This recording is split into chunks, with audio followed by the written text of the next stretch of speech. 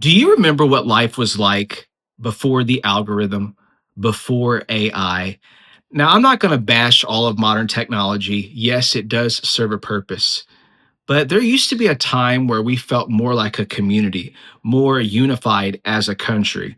Now, granted, I grew up in the early to mid 2000s, okay? Technology took off, but there was no algorithm yet. And I was part of the last generation to get the best of both worlds, outside and inside. There was this sense of community, of people coming together, that your dreams were still possible in the early to mid 2000s. But they told us as millennials was if you go to college, get your education, everything is going to fall together. But now, as the decades have gone by, everything that they taught us ended up not happening. And we were left with that optimism. We had that childhood innocence of things are going to be great. But then it all went to chaos. And what accelerated that chaos, in my opinion, was the acceleration of the algorithm in AI. The algorithm took over around 2010 to 2013, Facebook, Google. So everything that we look up, chances are it was suggested to us by the algorithm. We've lost a sense of self identity. Nothing feels real anymore. Everything feels so fake. And even the people that you meet on a regular basis seem fake. They're in their own little world. Like, and I'm here to talk to you guys today. Do you all remember the time where it wasn't like this? I liked being a part of the last generation where we did have the internet and we looked things up online and it was educational, but there's also a balance to be outside, to be left being bored. There is actually a magic in being bored. It's to gather your thoughts, gather your conscience, reflect on who you are as a person. And so, in this day and age where everything just feels so fake and so shallow and unreal, and then you had the acceleration of this movement by COVID in 2020, everything just even go to a grocery store, see how people act in there. At least in my experience, people can't even walk correctly in a grocery store. They will walk in front of you, in between you. They will run into your cart as if, and no care in the world. No one cares about anybody else anymore. Not that they really probably ever did, but it did feel like at some point in life, people seem to have more empathy towards one another. The AI that's on in the future that's becoming available to us, it's going to replace, a lot of blue collar jobs were outsourced because they were shipped overseas for cheaper labor, right? That's why a lot of factories with NAFTA were sent overseas. But now I believe that AI has the computing qualities to replace a lot of white collar jobs. That will be the destruction of a lot of white collar jobs. So when you go to college and get an education, I have a degree in political science. Yes, I actually had fun in college. I actually had more fun in community college than the four-year college because I like my teachers so much. My teachers in community college were fantastic. I had the nicest people in the world at Tallahassee Community College. Anyways, phenomenal people. But everything to me seems like it lacks a soul and originality. And AI is speeding this process up. I mean, a lot of people are using AI to write books. One of the most human forms besides music is literature, reading books. And, AI can produce a pretty convincing story, but at the end of the day, it's not a human. Just like AI is never going to be able to make a good movie like a human can because simply they're not human. They're not human. There's this sense of optimism that I once had in the early to mid 2000s. Now, granted, 9/11 had happened. It actually brought the country together. I was 11 years old when 9/11 happened. I'm sorry, 10 years old, but I knew exactly what was happening. I knew exactly what was going on based on the information that we were given. I remember us having a service that day after the World Trade Center was attacked. And then, of course, the plane crash in Pennsylvania and then near the Pentagon. It just felt like the United States was more unified and together, and we weren't as much wrapped up in this algorithm that these businesses want us wrapped up in. A lot of the capitalism involved in just making us the latest consumer. Like, if you look up online, it's all constant advertisements, even on YouTube, which is one of the few apps that I use besides TikTok is YouTube. It's nothing but advertisements.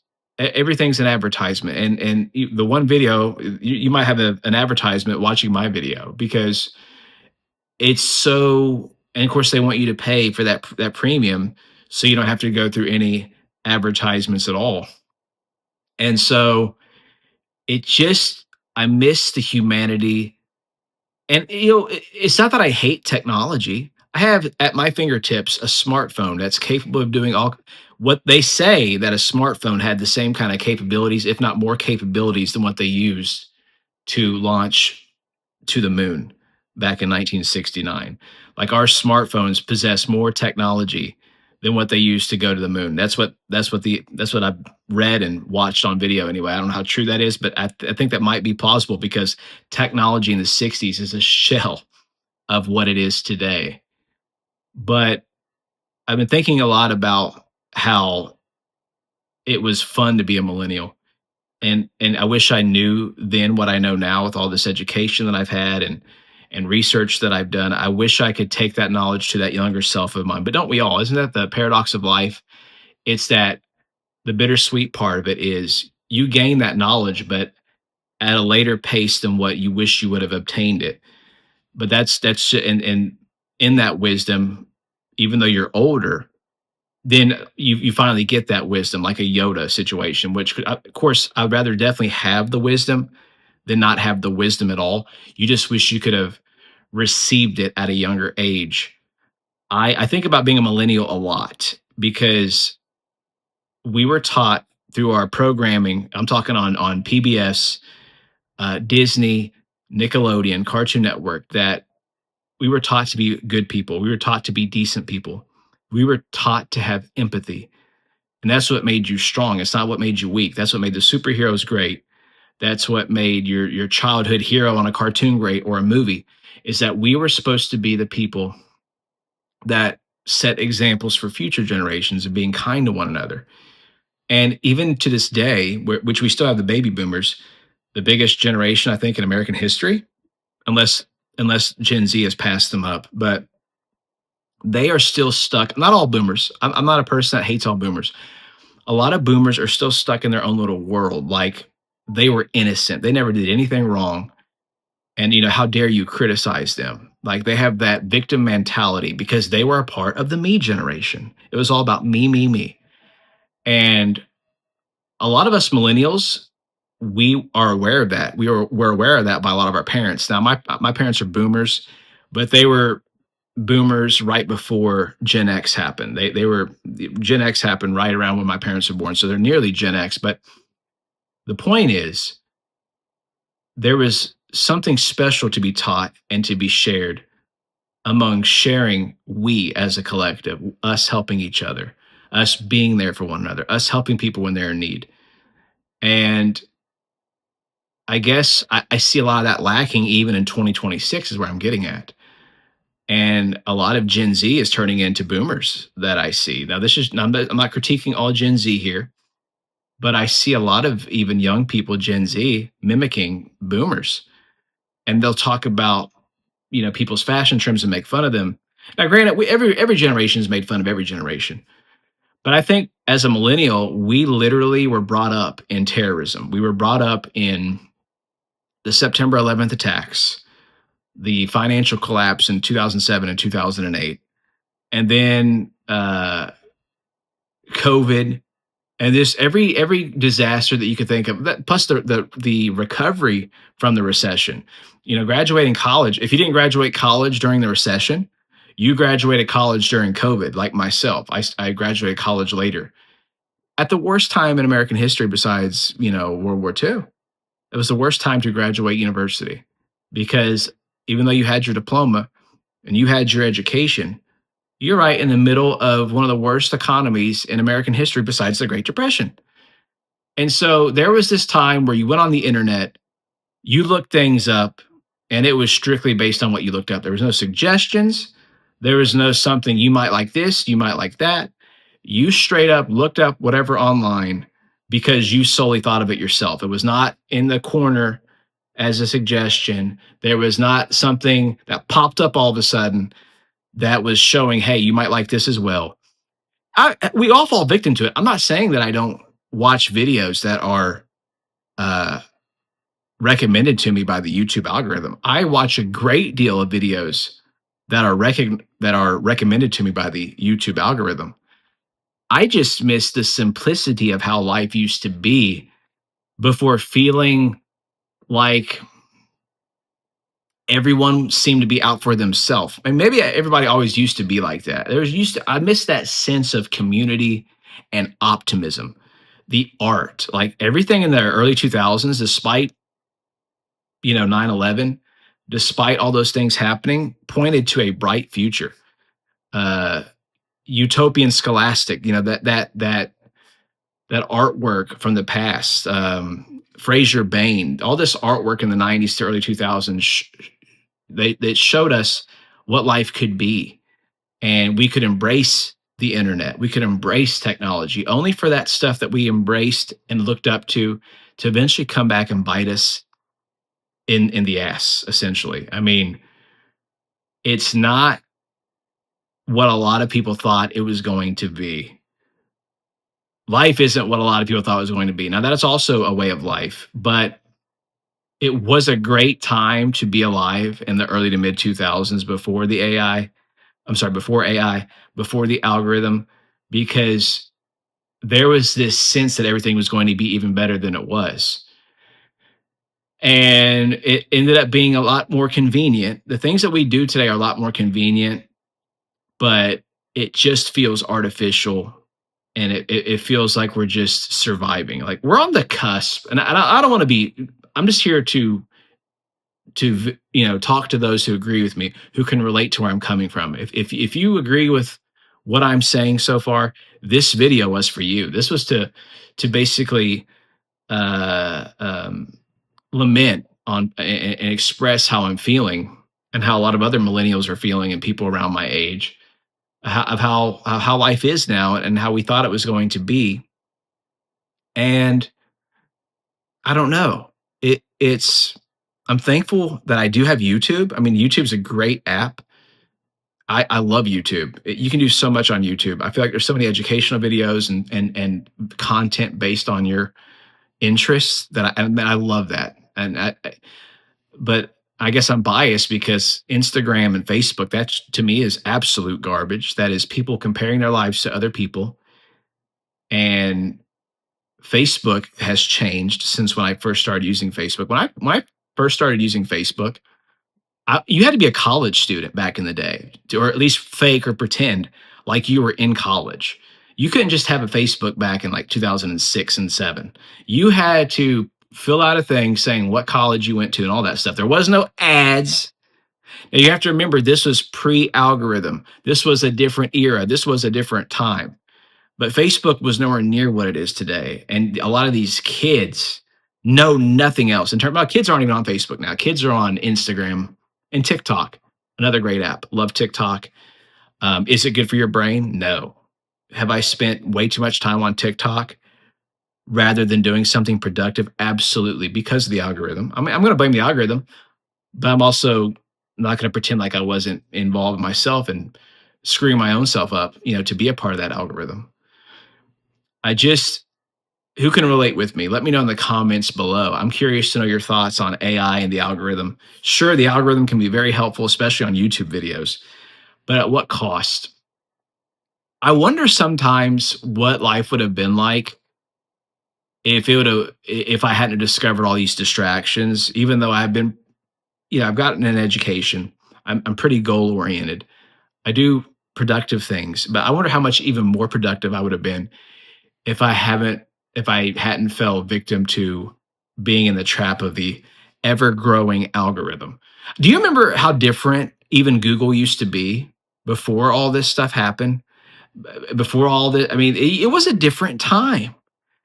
But what it goes to show everybody is that if it can be profited from, that's what's going to take place. If something can be profited for a larger gain, a larger sum in the name of almighty greed and capitalism, it is going to happen. And I'm not going to get into an economic debate. Capitalism has its pluses, but it also has its negatives. And in the United States, we are a very crony capitalistic country. We are a country that is solely derived of for the billionaire class, even since the founding. I mean, the Constitution's great, very unique, one of the best documents ever written. But you have to understand that that was a document written by plantation owners, the elite of the elite of the elite at the time. Super educated men, but super wealthy, white, privileged men. I know people hate that term white privilege sometimes, but in this case, that is a very accurate term of these people that I'm talking about. And unfortunately, in the United States, we have a very greed centered mentality, pull life up by the bootstraps. I mean, if you even mention helping someone in terms of socialism, people automatically will tune off and think you're a communist or a socialist, when indeed, a lot of these people that are also claiming this depend on the government, whether it's Social Security, Medicare, Medicaid. These are programs that are forms of socialism, but don't tell that to somebody who's not very educated. You will be wasting your time. This is a result of having an education. Sometimes when you have an education, it back it falls on its face, and it takes away the purpose of getting an education, because if you're talking to somebody who didn't do the extra homework, who didn't do the studying themselves to realize the certain facts that you now possess, and you're wasting your time, unfortunately. But I guess I just came on here to say that there was a time where the United States life in general felt more optimistic. I mean, even the quality of the content that came out in the early 2000s to mid 2000s. I mean, the best video games, the best video game hardware, the best quality computers. Yeah, they were bricks, they were heavy as hell, but look at the quality of the things you're buying now for the sum of money that you're spending. You're getting crap quality for a very heavy sum that you're paying for anything. But we had great video game consoles. The types of games that were offered were great. The movies, the animation, still, if you were a kid, the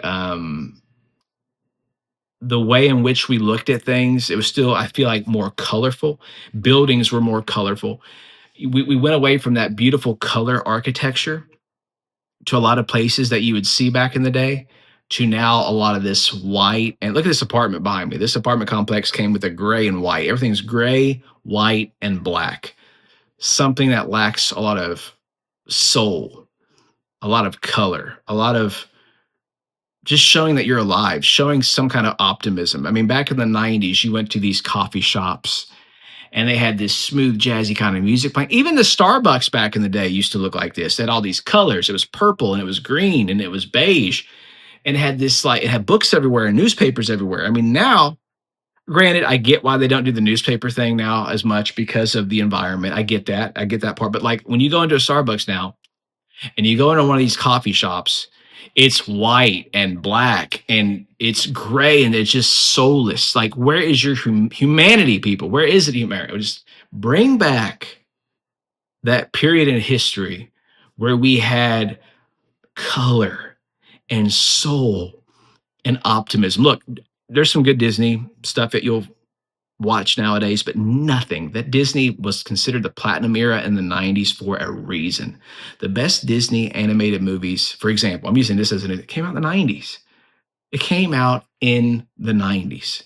Everyone was on their A game, music even compared to now. Of course, I know I'm sounding like a boomer now. Now, this is where I'm sounding like a boomer, okay? But when you've lived different lives at this point in my life, and seen different things in different eras and different fads, then you can say the things that I'm saying because I've lived it. And I'm telling you guys right now, if you're young watching this video, 12, 15 years old, things were better then. I'm telling you right now, sure, you have all the technology at your fingertips. Another thing, by the way, and this is nothing against young people. A lot of kids today, the literacy rate has gone to the toilet. A lot of kids today cannot read. Do you know who I blame for that? I blame the parents. Crap parents not sitting down with their kids, not teaching them how to read. It's a shame. And they go to school now, and I guess they're given tablets. I sound like an old person right now. I'm aware that I sound like an old person. Okay, don't think I'm not aware. But we didn't have tablets when I was a freaking kid. We still had, in some schools, especially the liberal arts schools, like urban areas. You had your freaking chalkboard. You went to the school and you saw the damn chalkboard, and you did what the teacher said. And if you did something wrong, if you did something wrong and you messed up, it was on you. Now the teachers are getting harassed and blamed and yelled at for asking the students to do basic things. I mean, now kids, you have AI to help you do your homework. We did not have AI back in the day to help us do any kinds of homework. That was something totally unheard of. We did not a thing did not exist. Can you imagine?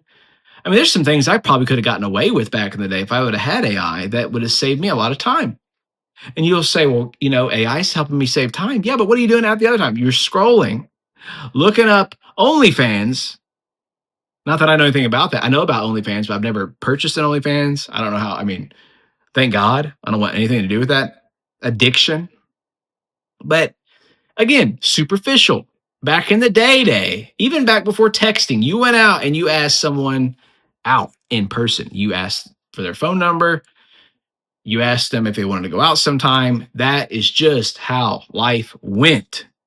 I didn't make the rules. But even as I was a teenager, people were starting to get shy and like, oh, I asked for their number to text them and then I'll ask them out. So even that started even happening when I was a teenager.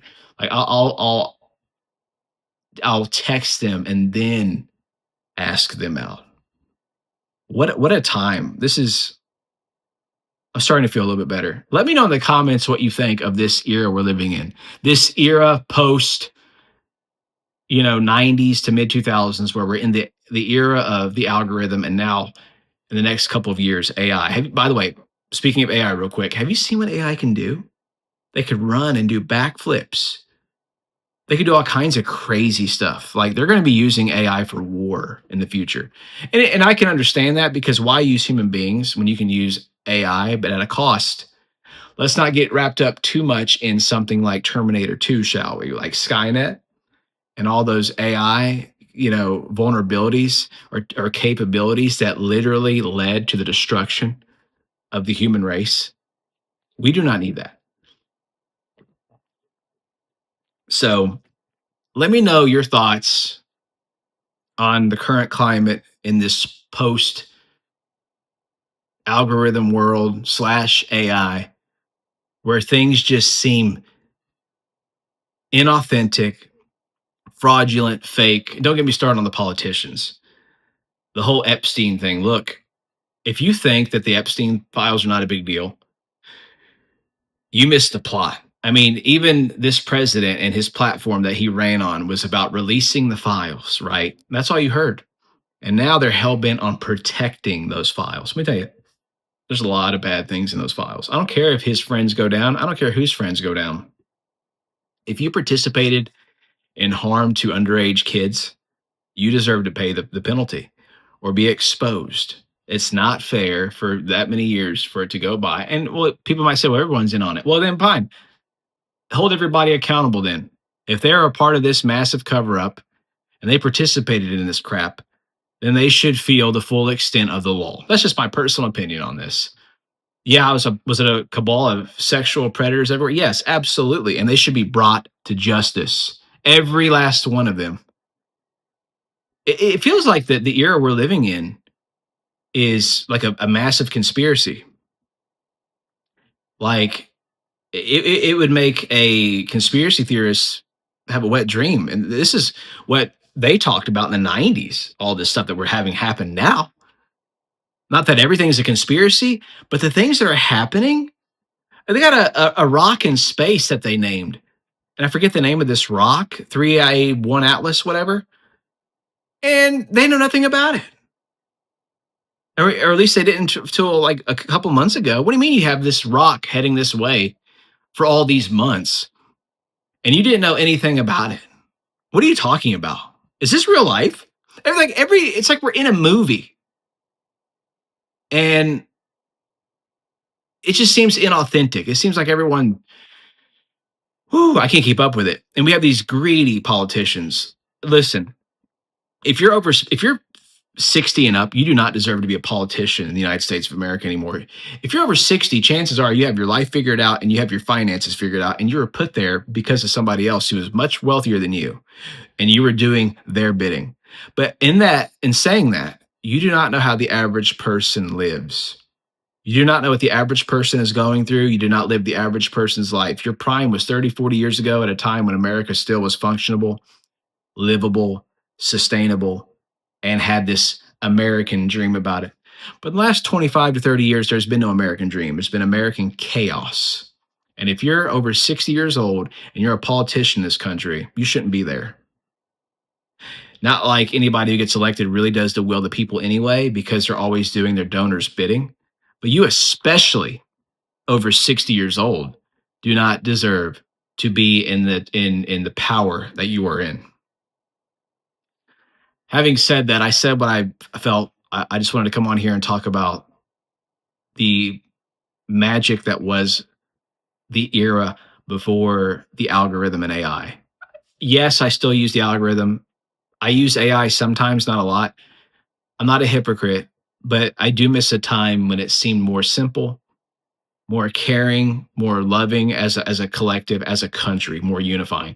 And it felt like we were working towards something together in this weird hokey 90s way than what we have now, which is everyone out for themselves. Everybody working to scrap pennies together to be able to afford rent. This hellscape that is now the United States. So let me know in the comments your thoughts on this issue. I'm curious to know. Feel free to subscribe to my channel if you like this video. I plan on doing more vlogs like this, book reviews, movie reviews, pop culture talk in general. I appreciate you if you made it this far. Thank you so much for watching. I hope you guys have a great upcoming weekend, and I hope everyone's safe and healthy. Let me know in the comments what you think on this topic. I hope everybody has a great weekend. Thanks for watching.